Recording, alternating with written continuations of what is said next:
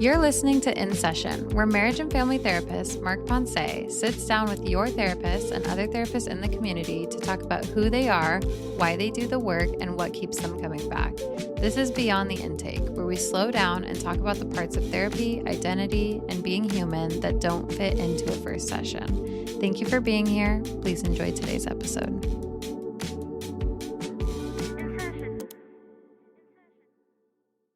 Like, why this job? It's kind of long. Oh, okay. A long story. Oh, that's not allowed here. Let me get a different question. Please. I'd love a long story. You know, one thing I love about you is your sense of humor. Like, you always just have, it's good. Just good, Mark. Well, thanks. Yeah. And you're quite disarming to allow my sense of humor to come out. So, thanks. Well, not everybody knows this because people who are listening would not totally know us, right? But we are office mates. Actually, we share an office. Yeah. I have the morning shift, Mark has the afternoon shift, and we call ourselves co-parents. We do. Of office number 2. Her name is Petunia. Mm-hmm. Petunia. Thank you for Kelly that. came up with it. It's the best. I love our little co-parenting connection around our office. Oh, it's great. It's great. And I think the clients feel it as well. I do too. We just bring a level of energy that other offices in our general office don't have. And I'm confident in saying that. I can see the confidence. Sorry to everybody else. Your legs. Yeah. Like this is. Yeah. No one's office compares to ours. So you want me to tell the story about how I got here? Mm-hmm. Okay. I think the people want you to tell this. Yeah. The people need to know. Well, it's kind of a long journey because I didn't expect to be a therapist. I actually, when I was in high school, my desire was to be a guidance counselor. And I feel like people want to be guidance counselors for one of two reasons. And this is, I haven't done research on this, but this is my sense, is that they either have a great time in high school or they have not a great time in high school. So they either want to be back in high school because it was so fun for them, or they want to help kids who have a hard time in high school. Anyway, so I had the former, which I had a great time in high school, and for the most part, and I thought, how fun to be working with like kids in this kind of capacity. So therapist is not too far off from that, but I was thinking I was going to work in the schools with kids. And through a series of events that were just sort of through college, I found myself applying for grad school in both guidance counseling and school psychology. And the part of the problem, or part of the reason maybe, is that I wanted to live in Seattle, and Seattle, UW didn't have a counseling program at the time. I think they still don't. They don't have guidance counseling, I don't think, but they had just gotten rid of their guidance counseling program. But I wanted to live here, and so I toured other schools. I toured like ASU and University of Texas at Austin, and like University of Missouri at Columbia, all these other places. U of M. I went to the University of Minnesota. Mm-hmm. So I applied to their program too. And what's the mascot over there? University of Minnesota? Yeah. The Golden Gophers. Oh. Yeah. That is not what I thought it would have been. You said you wanted to move to Seattle. Mm-hmm. How come? Especially knowing that it rains so much over here. Yeah, I don't know if that registered to me when I was a kid. Like, I'm from Wisconsin. I'm from Green Bay. Yeah. As you know. Mm-hmm. I'm a huge Packer fan. That you are. As you know. If you're watching the video, Packers gear on. Packers cup here. Packers just won today. They did.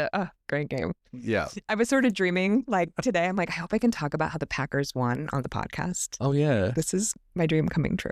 Oh, I was prepping for this and I was like, should I have Kels do a play-by-play here of like her favorite play of the game? But anyways. Well, we all know what the favorite play of the game was, that interception. 2 seconds left. Anyways. Yeah. Okay. Yeah. And game-winning interception, of course. Amazing. Yeah. Yeah. Anyways, move into Seattle. Yeah. Well, my mom's best friend lives in Seattle. She lives in Covington. Mm-hmm. And so when I was 12, Colleen. I was gonna call her Carol. Colleen. Yeah. Yeah. Met her. I have. Yeah. Yeah. Okay. This making sense. Yeah. Uh-huh. And so when I was 12, we road tripped out here from Green Bay. And it was like 12 days. We came out 3 days and we went back and we stayed. You know, she has 3 kids who I'm still friends with now. And so I don't know. I just always I actually thought I was going to go to Whitman College. Is that it? Yeah. Yeah. Walla Walla. Yeah. Yeah. Mm-hmm. But I didn't. So I don't know. I guess I was always drawn to Seattle. And so when the opportunity came up to move for grad school, I was one of the first in my family to go to college, and then grad school was sort of a whole different thing. So I didn't have a lot of guidance. I didn't really know how to figure out how to pick a school. So I ended up applying to the school psych program out here because they didn't have guidance counseling program. And I was like, professor at University of Minnesota was like, it's pretty much the same thing, especially if you want to get a PhD, which is something I was interested in. And so then I was like, okay, that seems good. And so I got accepted and I came out here, and it was not a great program. No. No. Oh. No. What wasn't great about it? Well, I think that at first I couldn't work out if it was like because I had moved 2,000 miles and I was lonely and depressed. With homesickness and such. Yeah. Yeah. And just grad school is hard. It's just hard. I mean, nobody really gets out unscathed. It's a hard thing to do. And so, but then I worked out over time that it wasn't a really good fit for me. I didn't really know what school psychology was when I got in the program, and I couldn't really work out what we were learning. And it was like a bunch of factors. And then throughout the 2 years, the program is a 2-year program, and then you get the master's after the second year, and then you go on to internship, and then you take a test and get licensed. And in the second year, the program lost accreditation through NASP, which is the master's level, and through the APA, which is the PhD level. And then we also lost funding. So it went to be a self-sustaining program, meaning like everybody lost student aid in the program. Oh my God. It was not. So organizationally, it was not great. And so I switched advisors after my second year as I was going into the PhD program, and I was in internship, and I was like pretty sure like I didn't want to continue.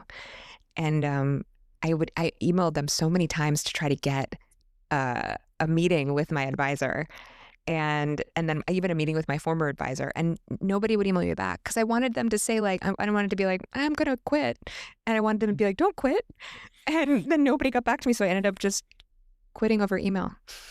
Wow. Yeah. Yeah.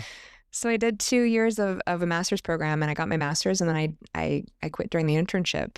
And I was like kind of stressed because I was at this weird spot in like the mental health world where I had a master's, but I didn't have the internship hours for a license. I didn't have a license. So so that kind of put me in a precarious position. Yeah. Jeez, wow. And what a series of unfortunate events for the program. Like less. One after the other. Couldn't catch a break. Yeah. You just got the shit end of it with your friends. Yeah. Yeah. Oh man. Yeah. They had accepted too many people to the program that year, and they weren't prepared for it. There was just a bunch of other things that went on too that were kind of like logistical. But so yeah, so then I got a job at a company, an educational company that does continuing education for teachers across the country. And so for 2 years I traveled full time. So I was going to a different city every day and spending 18 hours in a city setting up a seminar and taking it down and then going to the next one. Yeah. Wow. Yeah. I didn't know that. Yeah. Yeah. It was amazing, and an amazing way to spend my mid-20s. It was so fun to be like on the road with a bunch of like, the position was called program manager. So there were 25 of us that were across the country, and I saw the country. I mean, I saw so many places, and it was great. My gosh. It was fun. Yeah. And I met my husband, who now is my ex, but in that job. So Wow. it was nice. Yeah. Yeah. Hmm. Yeah. And then I started, after that position, I started working at Seattle Children's Hospital. And I started at the front desk, and I loved that job. It was amazing. I worked at the Autism Center. They just opened. And then after a couple of years, they were growing and they needed somebody to help do the diagnostic evaluations for kids going through the assessments. Mhm. And that's what I was trained in. I was trained to do cognitive, academic, and neuropsych assessments through my school psych program. So it was a natural fit. It was like, oh, I can do that. Right. Already had the background. Yeah. Yeah. Yeah, I was trained to do it. And so I transitioned after about a year to that, year and a half. And then that's when I started to, and that's when I thought, well, I think this is qualifies as hours because I'm supervised. Mhm. So then I started to collect hours for the LMHC. And then I got my LMHC in 2015. And I actually didn't even think I was going to use it. I'm like, I don't know, I'm actually doing this. As well. I'm getting hours. I'll count it. It is what it is. Exactly. Yeah. Yeah. So that's what I did. Yeah. And I did some groups, and but mostly I was doing assessments with kids who were going through the diagnostic process for autism. Oh. And yeah. And then in 2015, I got the hours and I applied and I got the LMHC, and I was like, all right, great. Moving on. Like I just kept doing that work.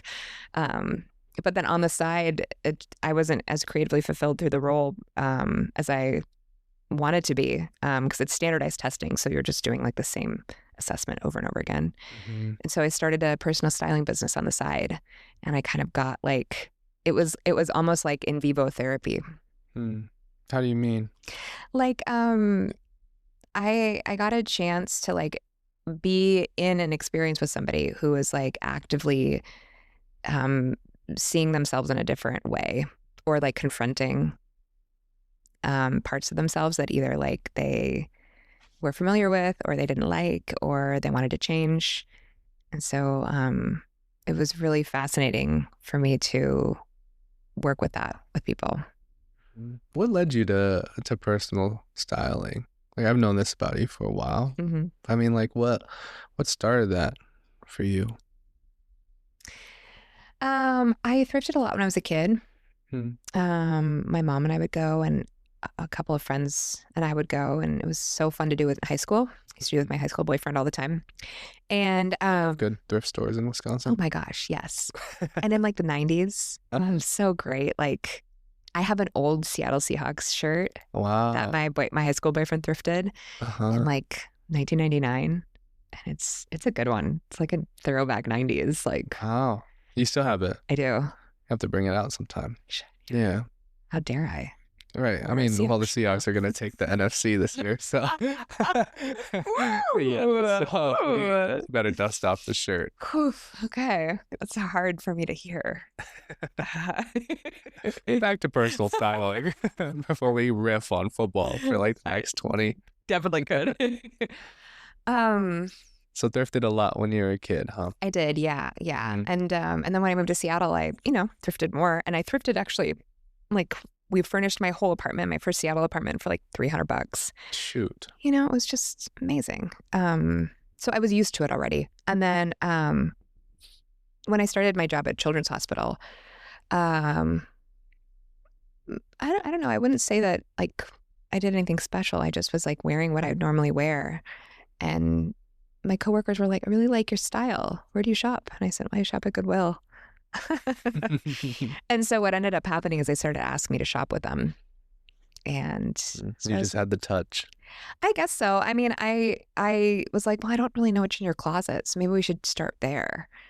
And so we did. We started there, and we started like kind of going through their stuff, and then I'd make a list, and then we put together outfits, and I'd take photos, and then we would look for those things. And then so I did one person, and one person came to work, and people were like, whoa, you look different. Mm. She's like, oh, I shopped with Kelly. And then it just started picking up. People were like, oh, I want to shop with Kelly. Oh my God. Yeah.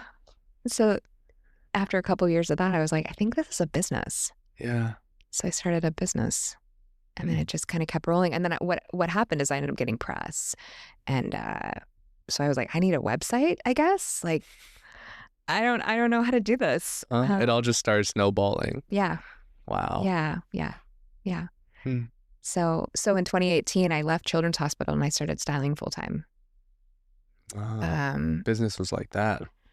Sort of. I mean, Sorry. it wasn't. Maybe it wasn't like that.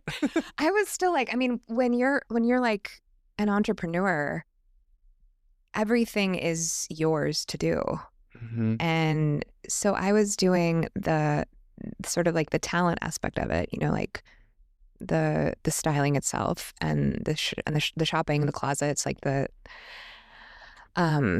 all those aspects. And I was doing all the logistical aspects, like the appointment stuff and the technical aspects of it, like the website, and then the business development and the accounting and the marketing. And then so it was a lot of work.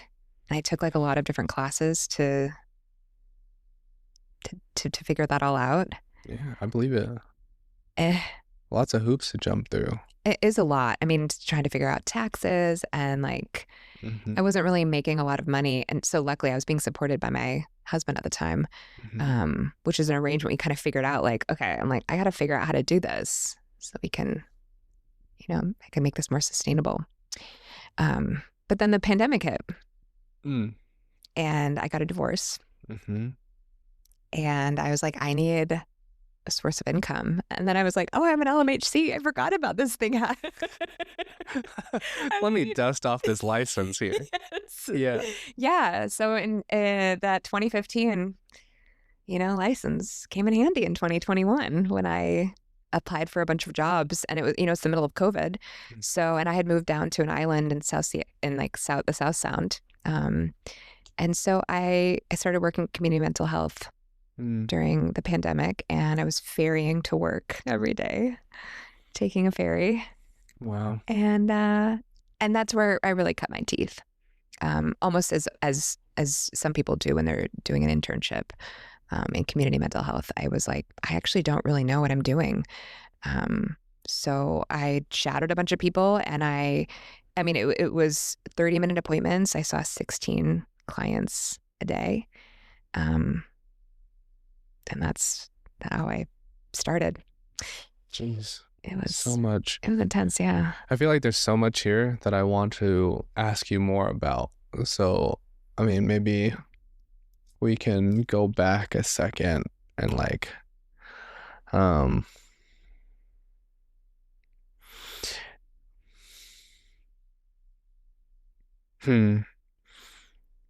personal styling. Is there anything from that career that you take into the therapy room with you now? Yeah. Yeah, there's a ton. Yeah. I mean, the beauty of personal styling is there's like a tool, there's like a medium that you're working within. When you're thinking about like, or when you're like, how do I want to say this? Like when you're working with really change, when you're working with transformation in people, if somebody wants something to be different, they're hiring you to help with that. And so there's so many aspects of personal styling that like I sort of take into therapy with me. Like one thing that I had, a requirement that I had for my clients is that they have to take at least one style risk when they're buying clothing. So it was set up so that I would go to Goodwill. So most of my styling was done secondhand. And I had like all of the Goodwills in the Seattle area kind of mapped out. So I know them and I knew where to go, based on like where somebody lived or like, so, or what their price point was, what they cared about. Some people cared about labels, some people didn't. So we would be there and I go first to pull for about an hour clothing based on what they want, what their size is. And then when they get there, I have them wear like a basic black outfit. because there's no fitting rooms anymore at Goodwill. Right. There were, but now there's not after COVID. And so I have my clients come in like a black like bike short and a black tank top. And then we just post up in like the mirror section, and I have this huge cart, and we just start trying on things. And so what I like to tell people is like, I want you to take at least one style risk, because like spend $7 on something you're not sure about, like, and just see. And over the years, people have told me later, like, I can't remember when you made me buy that orange shirt. And I was like, okay, well, I didn't make you buy it, but it was a style risk. And people find that they like that something that they thought about themselves, like, I don't like orange, is actually not true or different. So the approach that I take a lot in styling is experimentation and play. And I find it easier for me to be able to do that at a place where I'm not spending a lot of money on clothes. And there's a lot to choose from. And that things are already worn. So it's not the stakes aren't high. Mm-hmm. So I bring that like playfulness and experimentation into the therapy room too. Like, what kind of a risk are we going to take today? Yeah. And I'm just thinking about it as like, so many people find themselves falling into patterns that have just been part of their lives for such a long time. And it's hard to break out of those patterns until you have a loving presence with you to be like, let's just do this. What's going to happen? What's going to happen if we spend $7 right now? Yeah. Or seven bits of your mental energy here to try something new or think through something different. And I just think how empowering for your clients in therapy and your clients in styling to have you there to be able to get them to that point where they're comfortable taking a risk on an orange shirt that they think doesn't fit them. Yeah. I mean, it's kind of about, a part of the process in therapy is like about this developing a dual awareness. Where you're able to kind of have the experience and watch yourself have the experience. And I think a way that can happen is to not take yourself so seriously. And so I think like have to have the medium of style to do that. Like, I don't consider, if somebody asks me what my style is, I can't really say, because I will pretty much do anything. I don't really have a style. I think like, well, I want to do it all. Like, I'll go into the kids section, I'll go into menswear, I just don't have any boundaries with that stuff, because it's like, it's just clothing. It's just, I feel like it's just a sort of a field of play for me. And that's sort of how I feel about mental health too. I love what you're saying here. And it really, the word that comes top of mind is confidence. And when I think about clothing or just external things about our appearance that a lot of people think hard and long about, that level of confidence isn't there for everybody, where they can be like, let's touch every section here and see what works for me, like you're saying. Yeah. How'd you come to build that confidence within yourself?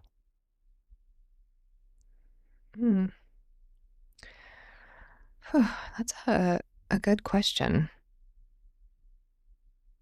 How have I come to build that confidence in myself? Well, I certainly still have like spots where it's sticky for me. Like, I wouldn't say that I'm,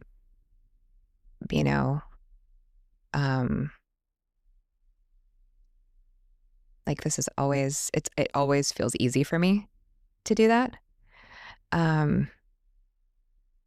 Because for one thing, if we were to focus in on like something like, my mind's going so many places right now. I like can't. Love it. I'm watching you think through this. I like can't focus it. You're good. I'm thinking about like how we're conditioned. So I'm thinking about like socially we're conditioned, especially as women, to sort of glorify the idea of being flattered, or like having a style or a look that's flattering, which essentially for me equivocates just to flattering as like sort of looking small or looking lean or looking thin in some way. And I personally hate this. um, and I hate that has become sort of like the standard or like what's appealing, because there's so much more out there. And yet I find myself still having sometimes like that will pop up like, oh, this doesn't sort of make me look the leanest possible. And I have to work with that too. And so I guess I think it's about kind of a rearranging. Like when I think about confidence, I think it's about starting to rearrange like your value system. Like it's not that the value system that we've been taught can't be there, but it's sort of like, I don't know, I'm doing this thing with my hands and it's like, I feel like it's like massaging the value system. Yeah. Kind of letting air out where it can. Yeah. As I'm also thinking about this massaging the value system imagery here, where it's like, yeah, even it doesn't mean we have to completely trash whatever value system we grew up around, or societal value or cultural norm or expectation. But it's that we're massaging it to work within what we want it to be. Yeah. I'm very aware of what sort of like the cultural standard is, or like what, but that's the thing is like, I think it is being aware of it. It's like, I can see when I start to want that in myself that like, oh, I'm like, oh, but is this really, what am I going for? Like, what is the goal here? Do I want to be comfortable? Do I want to look a certain way? Because I, as a stylist, I'm sort of like a visual thinker. So when somebody says like, sometimes I'm creating something that is very intentional. I'm typically doing that. Like, oh, I'm right now in this moment, I'm wearing like huge baggy pants. They're like, they could be a skirt in one leg of them, and that's very intentional. I like the architectural, interesting look of that. And also they're really comfortable, and they're actually not very functional. Like I can't walk up the stairs with them. So funny, because I was just gonna say that. Can't even walk up the stairs. But they work though. And so those are things like I'm thinking about, like actually these would work if I cut them off. I know that. So like I have enough experience with like the way that clothes work on my body, because I've experimented with so many things, that I can start to make them work for me. And that's sort of how I see therapy. Is like if we're not talking about something, we're not learning about it. And if we're not learning about it, we're not like open to the possibility of other things being able to be true or more flexible or more available. I mean, what I'm hearing there, like as you're talking, I'm thinking often there's a question of therapy of, is awareness by itself enough to bring about change? And I hear you saying, even in your like own stylist or styling yourself journey, there's a level of awareness to know like what exists in this value system, what exists in society, expectations of women and everything that you're mentioning, along with action of you experiencing these different styles and figuring out what works for you. I guess I'm just saying all of that to say, like, do you feel that's how clients come to change too? Building awareness and then having some sort of action?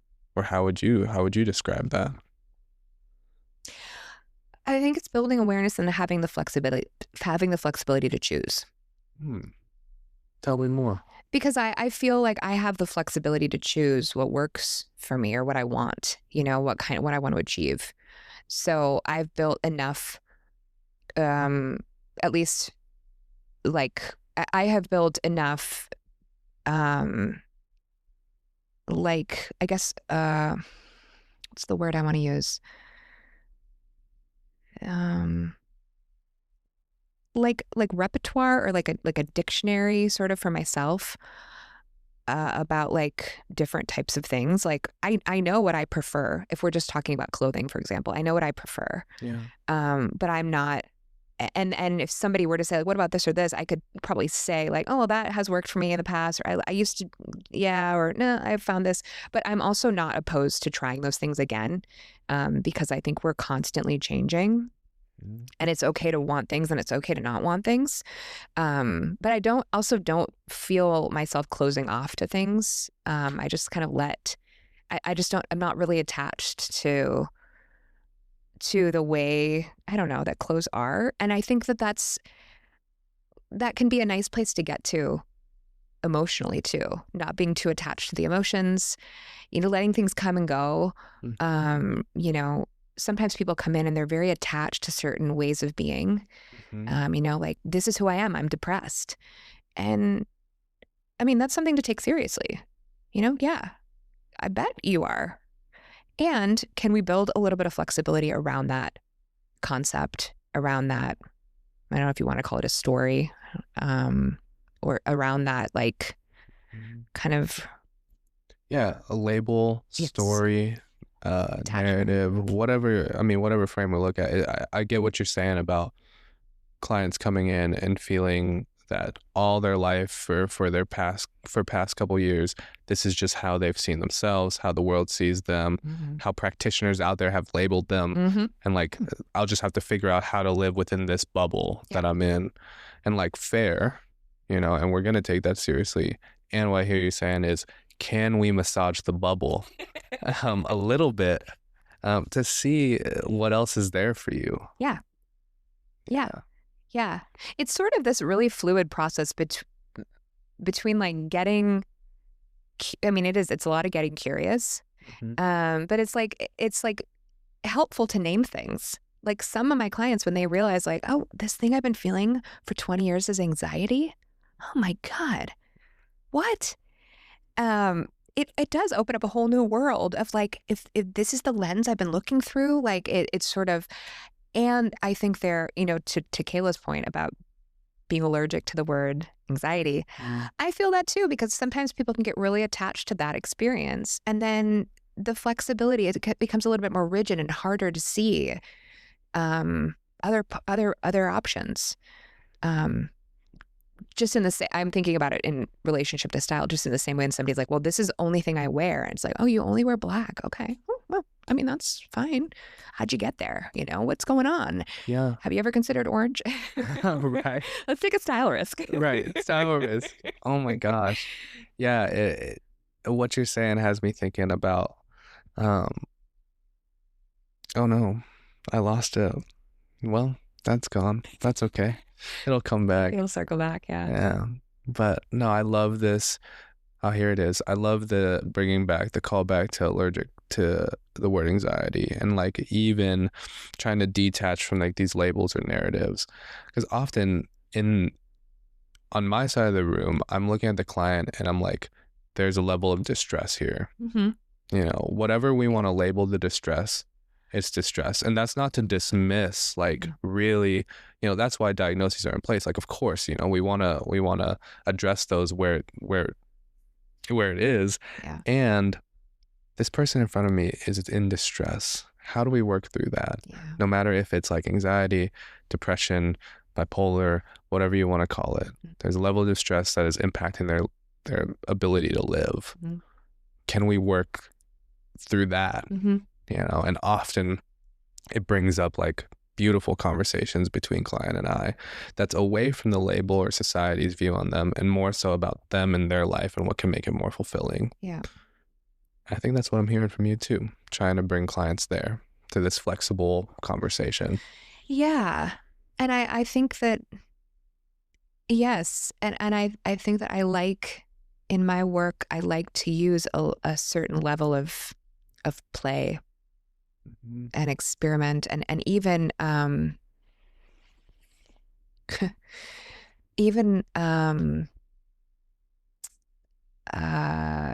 obviously curiosity, but even pleasure.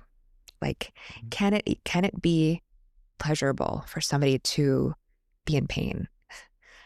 Ooh, sounds you're like gonna have to talk more so about. controversial. Yeah. Well, I don't know, maybe it's not controversial, but I sometimes I often will ask people, Like what's your experience with being sad, right? Like where, how do you see sadness? How do you see crying? Like, what is that like for you? And when we get into a conversation, people are often, sometimes I will share. It just sort of depends on if the moment calls for it, if I think it's going to be helpful. And if I do decide to share, clients find out that I love to cry and I love to be sad. And I don't think that's a very universal feeling. But for me, it's like, oh, it feels like I'm wringing something out. And I'm thinking, Mark and I are looking at each other and laughing because we have this consult group that we're in. And we talk about wringing the sponge. Yes. I love that you brought that analogy here. That day at consult. Because for me, actually, what's more painful is the emotional constipation when I can't move an emotion and I'm just kind of sort of stuck or like frozen. But when the emotions come, like the anger or the sadness, I know that they're going to be fairly temporary, so I can let them move. And when I'm in the sadness, I'm like, oh my God, it's such a relief. Wow, what a frame of thought. Yeah. You're saying when you're sad, it's a relief to the system. A lot of times, yeah. I mean, a lot of times it's also very painful. Of course, yeah. But I do find a lot of relief in it because it kind of feels like I'm like scraping the bottom. I'm kind of got the spatula. I'm like, oh, this is the bottom of it. It's like, yes, we're here. And it feels like, like my system can relax. How do clients respond to you when you bring them that level of like that imagery? Not well. I'm kind of kidding, but they some people are surprised, like they can't fathom it. Most people are surprised, I think. Yeah, I think often with a lot of things, in therapy, there comes a level of resistance to the concept or to the play, to the strategy, whatever. And resistance can happen for one session, it can happen for 5 sessions, or happen for like a year or two until it finally like we get to the same thing that we've been talking about, and then it finally is like, oh, this is it. Yeah. It's like, yes, this is it. And like, some things just don't resonate with some people, of course. Yeah. And often we have to get past those patterns or cycles in order to massage out these places. Yeah. It's really, there's no real telling when someone will arrive at a felt sense of something. Yeah. There's really no telling. Does that get tiring for you as a therapist? Generally, no. I actually just had this conversation with one of my friends who oftentimes will say, hey, stop me if I've already told you this. And we had this conversation recently where I asked her about that finally after like 20 years of being friends. We talked about that. And because it's been like a policy in our friendship. Mm-hmm. And to talk about things or what? Or to like, oh, if I've already told you the story, tell me, and I won't repeat it. But finally, I don't know how we got into it, but finally I told her like, actually, I don't mind hearing it again. I actually don't mind hearing things again and again and again. Like, to me, it's like kind of endlessly interesting. That being said, I think that there are certain dynamics that come into play with certain clients where like, they're like, I definitely feel frustration sometimes where I'm like, are we here again? Like, are you not seeing this? Interesting. And also, Yeah. Oh. I mean, just the way that we love clients, we also get frustrated with clients. Like, I mean, that's part of the love, right? That's part of the love. Yeah. If we're not getting frustrated with them, I feel like we're doing a disservice. Yeah. I mean, this feeling that you're naming, do you ever share that with them?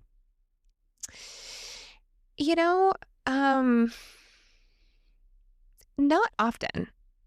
And I would love I think a lot of my growth as a therapist is in that, being able to share more about when I'm frustrated and know that the relationship can hold it.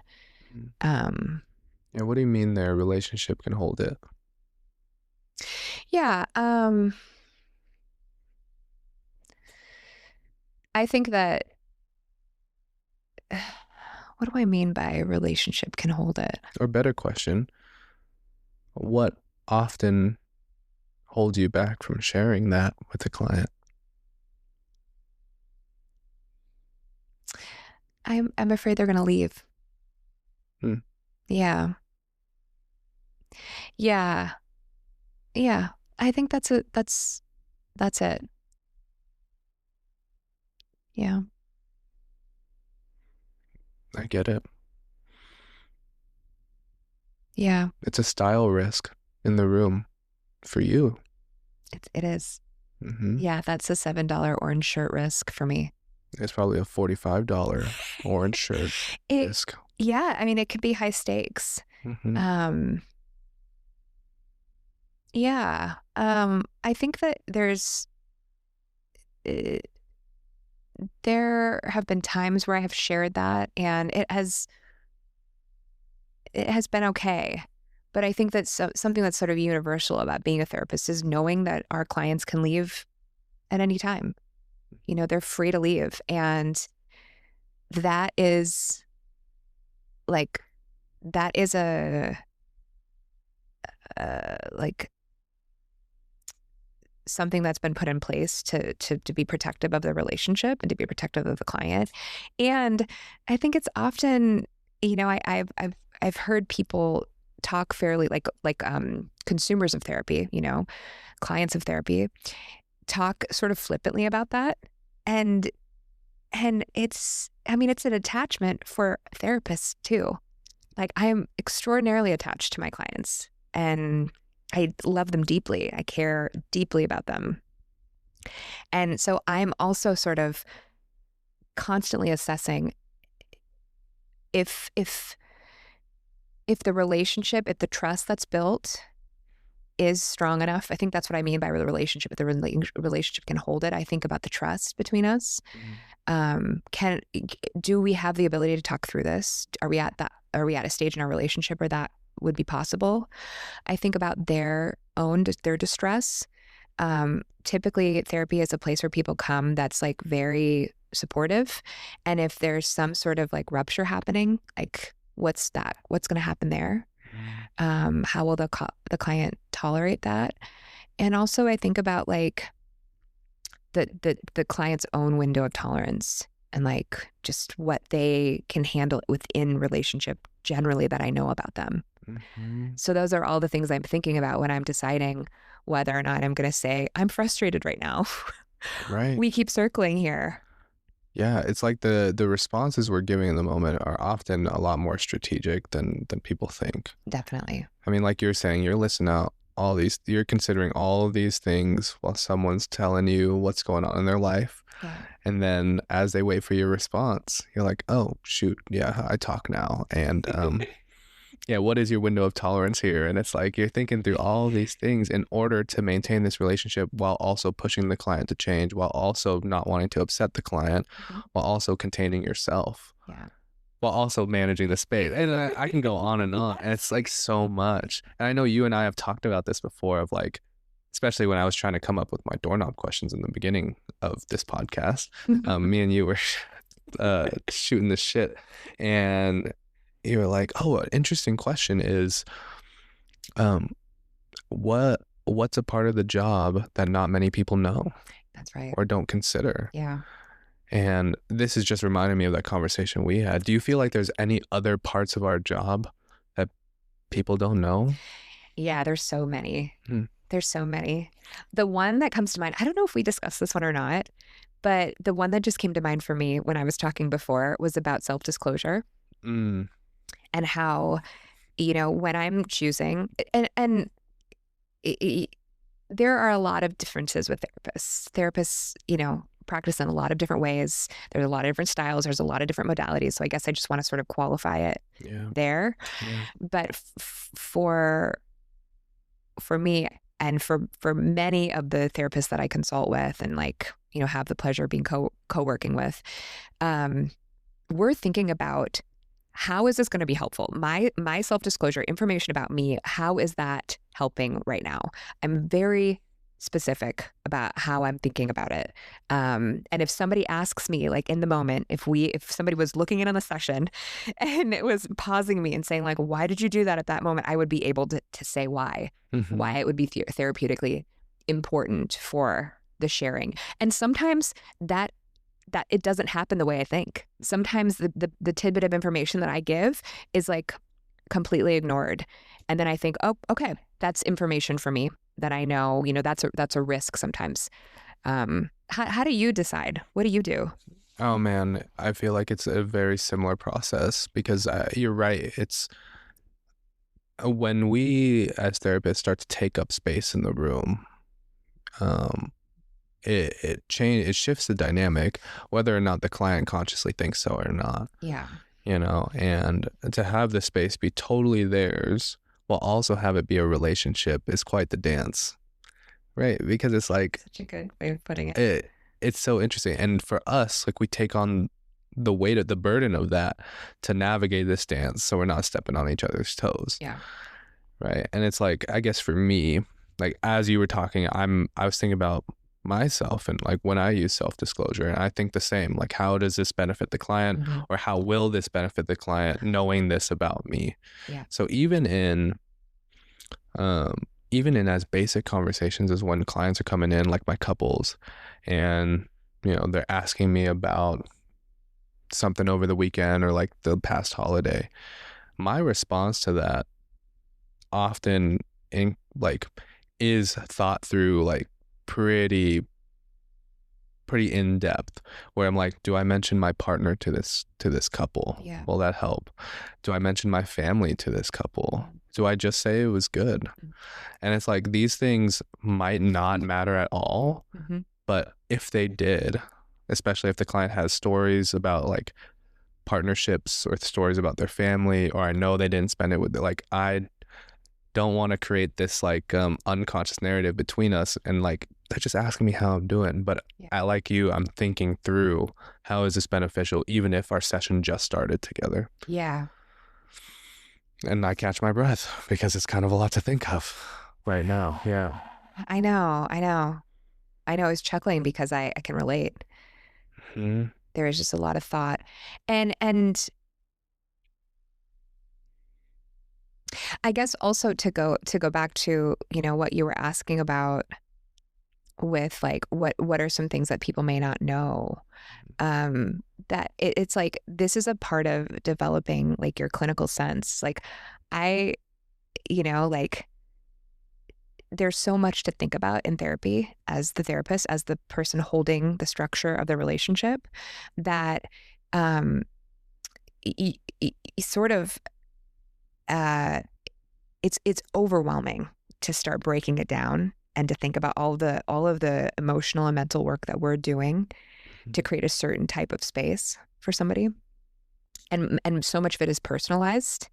Not entirely, but like I just mean like it's a relationship that I have with that individual client. And so it's not like I'm, you know, changing the space physically. Yeah. But there's a certain way that I'm thinking going into each session.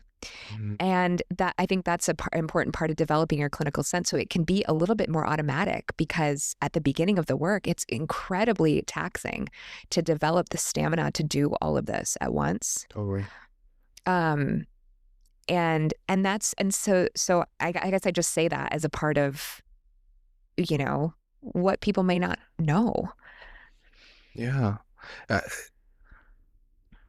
It's all so much and is overwhelming. as you prepare for sessions or go into one, especially if it's like a difficult client, difficult whatever you want to define that as, like y'all just haven't been vibing, or something's off in your relationship, whatever. How do you mentally prepare to take on that emotional weight? Do you have a mantra? Do you say something to yourself, or what's your way?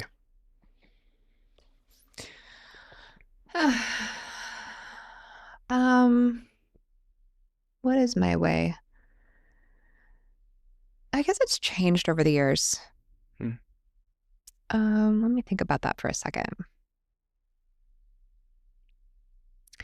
Yeah, I think it's changed over the years. I think when I was newer in the work, it was a lot of like movement in between sessions, moving around. And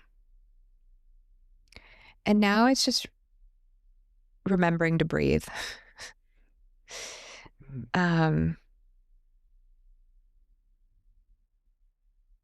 Yeah, I don't really have anything that I do right now. I think actually what I've been feeling lately is like a wanting to revisit some of the basics in our work. Like, and meaning like how I manage my time, how I prepare for sessions. I've had a lot of personal stuff going on, and there's been a lot of change in my world, and I think I'm coming to a place where I want to feel a little bit renewed, or realize there's like an opportunity for grounding into something different. And yes, I guess that's up for, if anybody has any ideas, email the podcast. Look in this camera as you're saying that. I got so zoned into you. I was like, oh yeah, there's other people listening here. Maybe I could crowdsource. No, I love it. So you're saying that maybe there's no, at least right now in this season of your work, there's no like pre-session thing you do to prepare, rather than just catching your breath and grounded in yourself. Yeah, there's really nothing I do right now. I mean, I think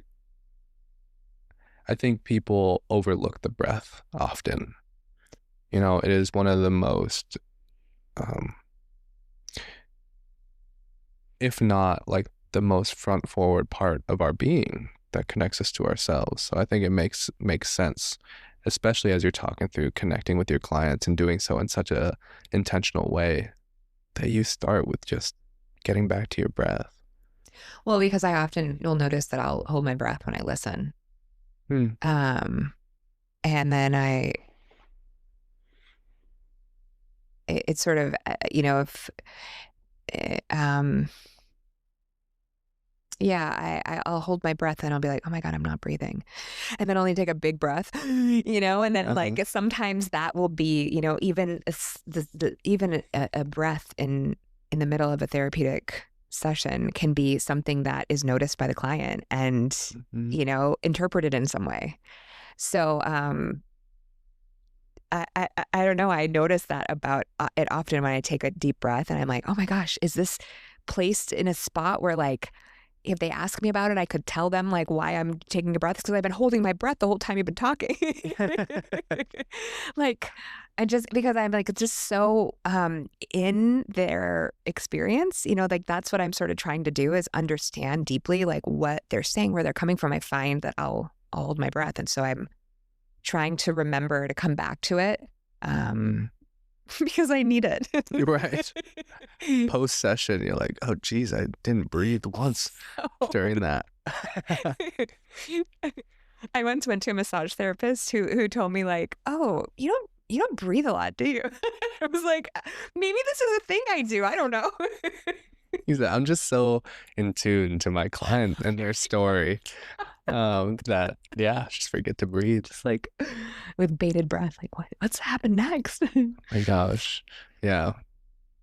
I think somewhere in the subtext of what you're saying, I love this phrase subtext. I stole it from Kayla. Oh, it's so good. I know. Like, I think what we're talking about in the subtext. I'm like, yeah.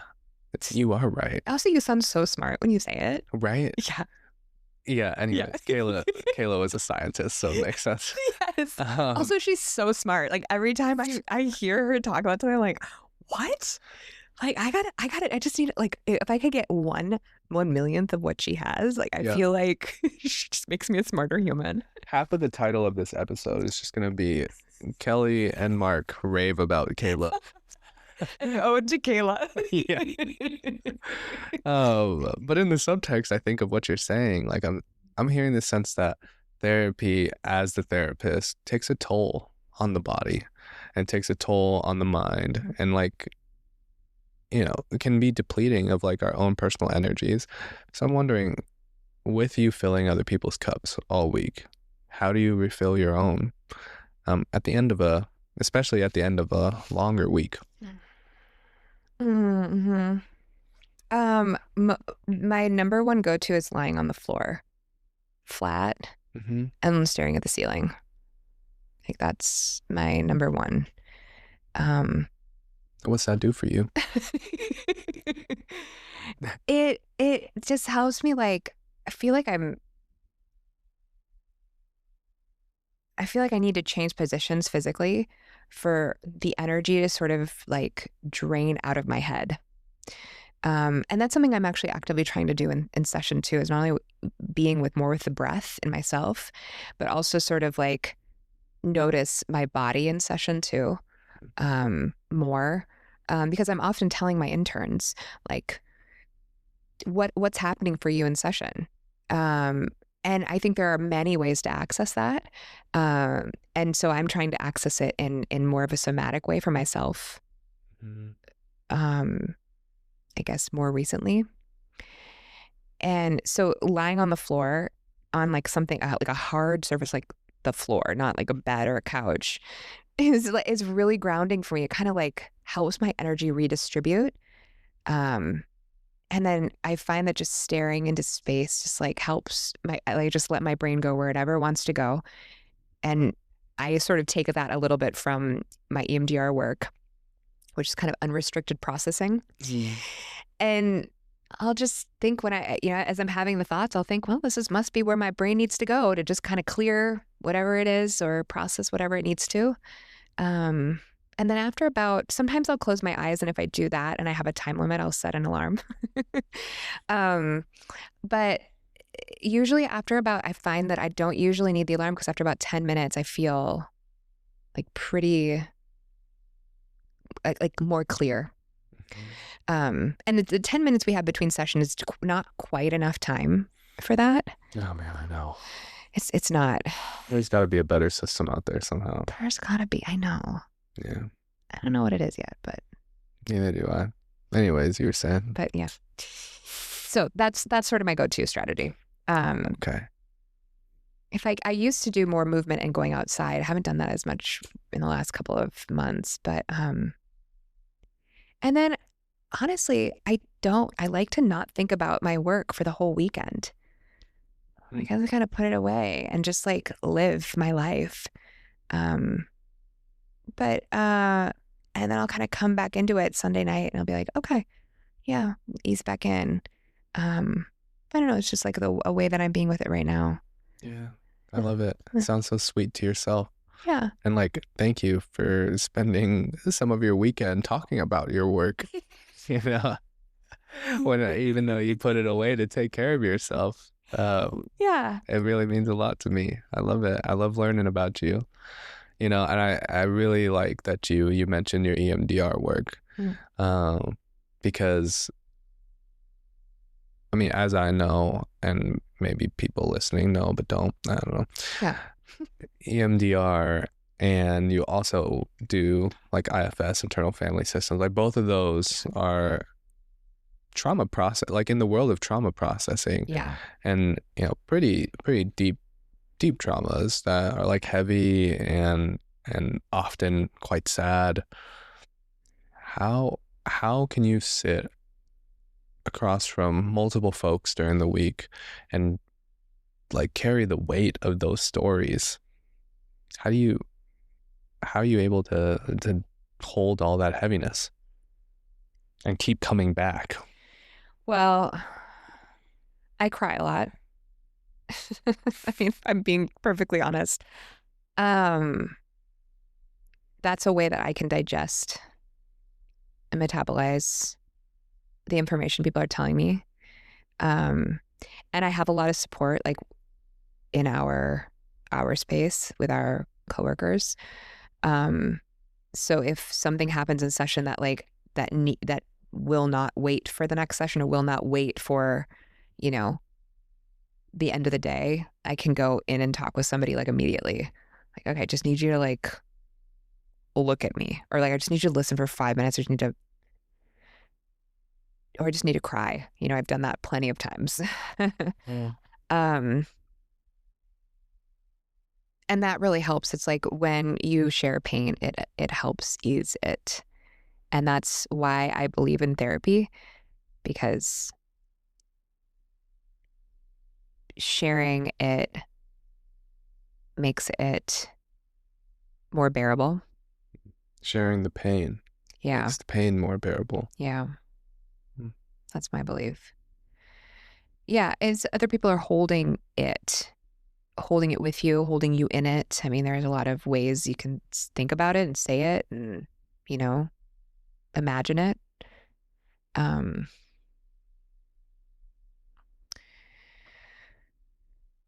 and I also believe in the, um,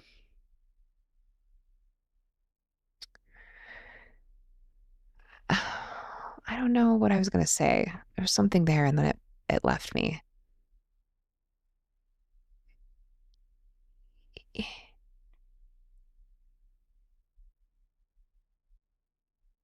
Yeah, this is kind of a hard question to answer because it's also like I also am with people in relationship, you know? So like I will be hearing these things, but a lot of times some of the hardest part is when somebody tells you these things for the first time. And it's when it's sort of a new relationship and you're getting this information without having context for what the relationship between you and the client is yet. You don't know. And so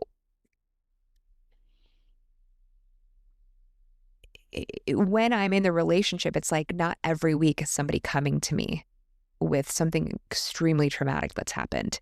It's like now I'm getting bits and pieces, or like after a couple months, something else will be revealed. And so I am really existing in just the world of relationship with each of my clients every week. So it's not like it doesn't feel burdensome in that way. But when something does happen, or when I learn some new information, or when somebody tells me something that's like devastating, it's like, yeah, I need other people for support too. So the pain sort of gets dispersed. And I really like to think about it that way. For the client's benefit and for my benefit. That we're sort of dispersing the pain, then we can handle it and we can hold each other in it. Yeah. We end every podcast episode with what we call here at In Session doorknob questions. Didn't that sound official? That really did. Thank you. You even looked official when you said it. Oh, I need to be looking in the cameras. Yeah. We need one on you. Soon enough. Yeah. Soon enough. We'll get there. If anybody wants to donate, you can have my Zelle or Venmo. There we go. Email the podcast.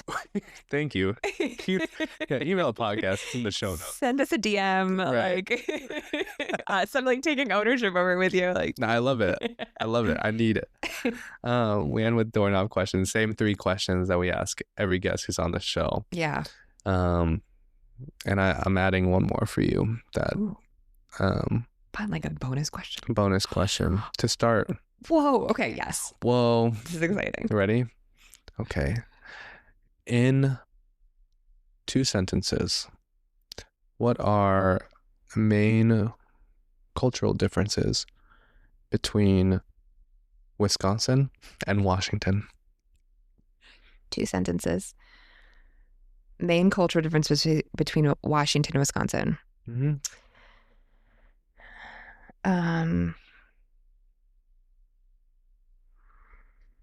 Okay. I think I've got them. Being concise is not my strong suit. but I think I've got them. Um, people in Wisconsin are more extrovertedly friendly, and we have better cheese in Wisconsin. I've visited Wisconsin. I could share, and the cheese over there is great. Honestly, I think it's more processed, but I like processed things. Like, give me some Oreos and some Cheetos, and I'm happy. Yeah. Thank you for putting that into this podcast. Particularly the double stuffed Oreos. If you ever want to gift me, or if anybody on this who's listening wants to gift me Oreos, right? Just email the podcast. Just email the podcast. We'll send you an address to send it. Some Oreos. Okay, thank you for answering that. Thank you for representing the whole state of Wisconsin, and almost practically the whole state of Washington. Yeah, I mean, if people disagree with me, email the podcast. Right, I will forward it to Kelly. Perfect. Yeah, I'll put Kelly's work email in the show notes. And email her directly. Actually, we can have an email fight. Right. But notice I didn't say anything about the football teams. I mean, I didn't want to start that. Yeah, unnecessary. And I'll say, not too big of a cultural difference. We just have great teams in both states. We do. Yeah. We do. See? And I firmly believe that every franchise deserves a Super Bowl win. So I was fully on board in 2014. Just wanted you to know that. Wow. Yeah. That means a ton. Thanks. A ton. Wow. Doorknob questions. Okay. A first official one is, what's a small joy in your life that you've been loving recently? A small joy in my life that I've been loving recently is hot chocolate and those really cheesy Netflix Christmas movies. My favorite. Oh my God. Basically a Hallmark Christmas movie. My favorite. So you're just talking about it last night. We were just talking about it last night. It was, yeah. Yeah. Mark and I were talking last night about this matrix, about ranking the good and bad Christmas movies. Let the people know. They deserve to know. Mm-hmm. The good, bad, good, bad, and bad, good. Mm-hmm. So if you're curious, just Google Christmas movie matrix. I think it will come up. It's maybe not, but yeah, if you can't find it, email the podcast. Exactly. And we will send it your way. We'll send it to you. Yeah. Second question. Mm-hmm. Okay. What's one thing that your clients have taught you about life? Yeah. The first thing that comes to mind, so much. I mean, I am honored and floored every day at how people come into session and just can be so human. It has given me so much more compassion for myself and for everybody around me. Sitting with people who I really care about and hearing about what life is like for them. Because if I could sum it up, this is sort of, it's a funny way, I guess I'm thinking about it as a funny way to say it, because it's not it feels so cynical, but it's not really meant that way. But I think what I've been taught is that you cannot solve being human. You cannot solve the condition of being human. We all experience all of it, people want, for example, to somehow hack their way out of feeling regret, and it's that's where you're going to feel regret. Yeah. It's just, a lot of it in my point of view is accepting that this will be a part of your life. You're going to feel sad. You're going to feel mad. That's a part of being human. We cannot solve for that. So. And when you say they show up human, what do you mean? Well, people show up in whatever state they show up in. And that's all of it is okay. Doesn't always feel good. But so often I observe people, and I mean, I do the same. I'm not, separate from this in any way. You're not separate from this in any way. It's like we all do this, and we even are not separate from trying to solve the condition of being human. Like that is a part of it too, because what I mean is that people come in with whatever state they're in, usually wanting to fix it, or feeling like there's a way to fix it. Like, I'm so mad. How do I fix this? And there's so many ways that we can be with all that. We can explore it and be interested in it, and oh my gosh, and also sometimes I'll have sessions where we'll have this beautiful session unfold, and it's like we're really in the weeds with each other, and we're really trying to figure it out. We're totally lost, but we're there together. And the last question that a client will ask me, so what do I do? And I really get, sometimes I'm like, ugh. And most of the time I like really get that, and I'm like, ugh, because it's like, that's what we're all trying to figure out. What do you do? How do I fix this? How do I figure this out? It's just like, and I don't know. I'm not an expert. No fucking idea. And like, we can accept that. Yeah. What does it feel like to not know? And often when people accept that, that's when the change happens. It's just so damn hard to accept. Yeah. And I just think back to what you said earlier of, the work is awareness and insight over all these things. And then it's flexibility to choose. Yeah. Yeah.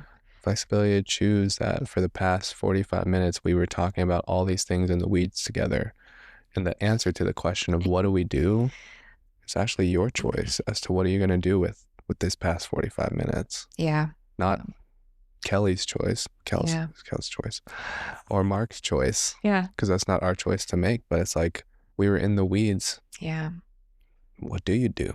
Or if there's nothing to do, is that okay too? What do you want to do? Right. What do you need to do? I mean, there's a lot of ways we can take that. And it's like, yeah, I know that. Oftentimes they'll say, yep, that is the question we're working with, isn't it? Yeah. And I'm sure all your clients love to hear that one. Fucking love it. Yeah. Like, tell me more, Kelly. I can't wait to. That is the question. Yeah. A lot of times. Money. Yeah. A lot of times, like, bye. Right. Like, I know. Me too. Yep. Often the answer is a $7 orange shirt. Take a style risk. Style risk. Yeah. Last question. If you can send a message or share a message with your younger self, what would it be?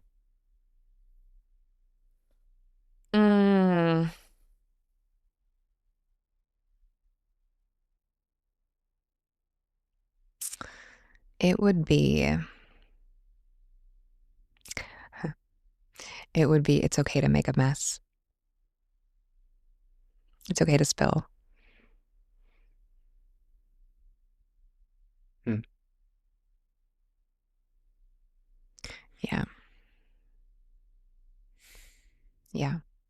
Yeah, because the level of thought that I have and all the things I'd want to say now, it wouldn't register for like my, 5-year-old, 8-year-old, 12-year-old self.